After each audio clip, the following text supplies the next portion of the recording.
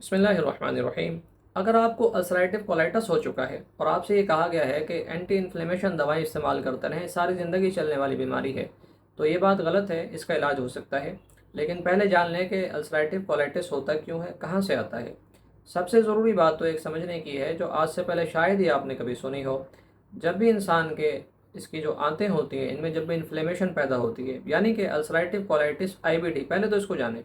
IBD कहते हैं inflammatory bowel disease को, यानी कि आपकी जो आंतें हैं, इनके अंदर इन्फ्लेमेशन पैदा हो जाती है।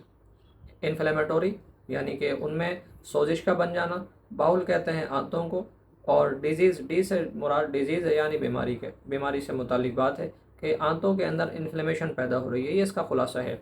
फिर इसमें दो टाइप्स होती हैं। एक तो होता है क्रॉन्स डिजीज़, उसका ताल्लुक आपकी आमतौर पर छोटी आंत के साथ होता है।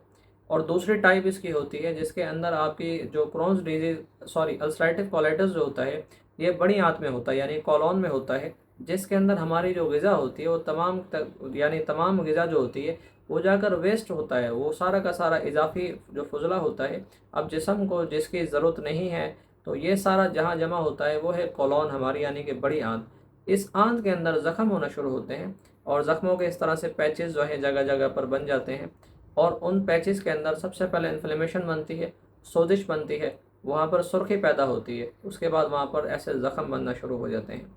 तो जब स्टूल इंसान करता है, आमतौर पर डायरिया की कैफियत होती है, स्टूल रुकता नहीं है, और जब स्टूल करता है तो उसकी दीवारों के ऊपर ब्लड के जो है क्लॉट्स जमे होते हैं, तो कैफियत मिली जुली होती हैं, ठीक है। इसके अलावा इंसान का वज़न गिरना शुरू होता है, और इसकी बॉडी के अंदर जो है ग़िज़ाई जो अज्जा होते हैं वो जज़्ब नहीं होते, तो और फिर स्टूल बाज़ औक़ात रुकता नहीं है। तो ये कुछ मोटी मोटी सी अलामात हैं समझने के लिए कि अल्सरेटिव कोलाइटिस क्या होता है। लेकिन इसका इलाज कैसे करना है, ये बहुत आसान बात है। आपने बहुत आसान काम करना है, और लेकिन सबसे पहले ये है कि डाइट, आपका जो लाइफ स्टाइल है, आपको इसमें चेंज करना पड़ेगा। ख़ास तौर पर मैंने देखा है कि लोगों को आईबीडी होता है, आईबीडी होने के बावजूद भी वो अपने साथ ऐसा भयानक जुल्म कर रहे होते हैं जो नाकाबिले बयान है। यानी हैरत होती है मुझे, ऐसे पेशेंट अंडे खा रहे हैं, ऐसे पेशेंट तमाम किस्म के गोश्त खा रहे हैं, और सबसे ख़तरनाक गोश्त वो बीफ है, बीफ को भी इस्तेमाल कर रहे हैं, चने की दाल इस्तेमाल हो रही है, समोसे और पकोड़े इस्तेमाल हो रहे हैं, मैदे का आटा इस्तेमाल हो रहा है।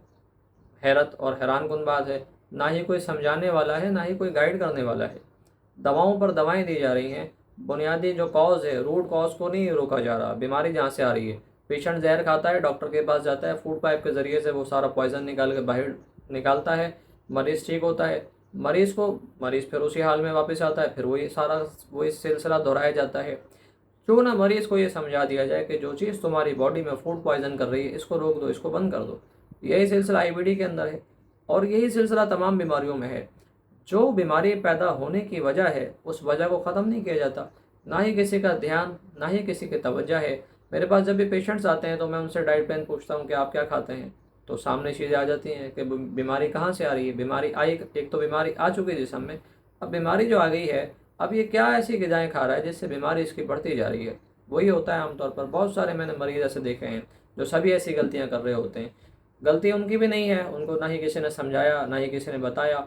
बहरहाल आपने ऐसी गलती नहीं करनी, आज मैं आपको यहाँ समझा रहा हूँ। उसके अलावा याद रखें कि जब भी इंसान के जिस्म में आईबीडी पैदा होता है, उसके पीछे एक ऐसी वजह जो मैंने शुरू में ज़िक्र किया कि आपने आज से पहले नहीं सुनी होगी। जब आपके जिस्म में टाइफाइड होता है, और टाइफाइड को रोकने के लिए, उससे ख़त्म करने के लिए आप जब भी एंटीबायोटिक्स का इस्तेमाल करते हैं, तो यहाँ पर यहीं से आईबीडी जिस्म में जन्म लेता है, यहीं से वजूद लेता है। जिनको आईबीडी हुआ है, ज़रा झांकें हिस्ट्री के अंदर, बहुत सारे लोग मेरी बात से रिलेट करेंगे कि बिल्कुल ऐसा ही हुआ।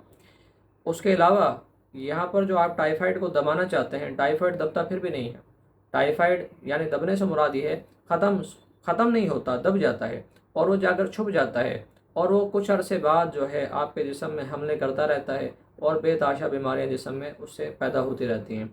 लेकिन इस चीज़ को हम आइंदा किसी वीडियो में अलग से कवर करेंगे। तो लेकिन अब इन तमाम हालात के अंदर जो भी मैंने चीज़ें बताई, चलते हैं इलाज की तरफ। बहुत आसान है, आपने सिर्फ दो चीज़ें लेनी है। एक आपने वाइट रेजिन लेनी है, जिसे हम कहते हैं सफ़ेद राल। दूसरे नंबर पर आपने जो चीज़ लेनी है, ये भी बहुत आसान है, और आसानी से हर जगह मिल भी जाती है। ये कोई ऐसी चीज़ नहीं है कि आप तलाश करते रहें मिलेगी नहीं। तो दूसरी चीज़ जो आपने लेनी है, इसे हम कहते हैं अकेशिया गम, और इसे अरबिक गम भी कहा जाता है। आसान नाम ले लूँ तो गोंद बबूल है। दोनों को बराबर वज़न में ले लें। बराबर वज़न लेने के बाद इंतहाई बारीक कर लें और बारीक करने के बाद कैप्सूल भर लें। 500 मिलीग्राम वाले कैप्सूल, एक कैप्सूल सुबह, एक कैप्सूल शाम, यानी सुबह फजर के बाद, फजर जब पढ़ लें जब खा लें, शाम असर पढ़ लें जब खा लें। पानी के साथ लेना है। 40 दिन के अंदर बहुत अच्छे नतीजे मिलना शुरू हो जाते हैं। बहुत सारे लोग 40 दिन में रिकवर भी हो जाते हैं। आप लोग भी ज़रूर इस्तेमाल करें। मुझे अल्लाह जल्ल शानहू से पूरी उम्मीद है कि अल्लाह जल्ल शानहू आपको भी सेहत दे देंगे। और इसके अलावा अगर किसी बीमारी के अंदर मुब्तला हैं तो उसके लिए कमेंट करें, मैं कोशिश करूँगा ज़रूर उस पर एक वीडियो रिकॉर्ड कर दूँगा।